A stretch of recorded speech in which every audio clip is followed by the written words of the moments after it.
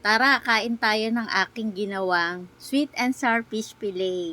For today's video, sweet and sour fish fillet ang aking menu today. Dahil napabili ko ng cream dory sa supermarket. Dahil mura lang ang isang supot kaya naisipan kong gumawa ng sweet and sour fish fillet. Na akin lang hiniwa-hiwa ito. Inasnang ko, tsaka ako linagyan ng paminta. At tsaka akin nilagyan ng harina.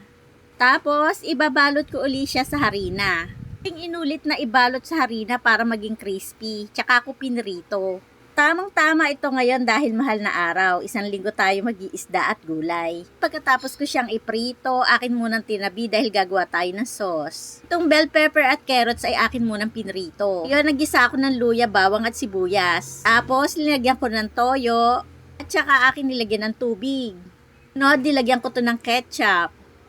At saka 1 kutsarang cornstarch. Saka akin ang binalik itong pinrito kong carrot saka bell pepper. At naglagay rin ako ng 1 pack ng pineapple tidbit saka 3 kutsarang asukal. Tapos naglagay rin ako ng suka. Akin tinimplahan ng asin at paminta.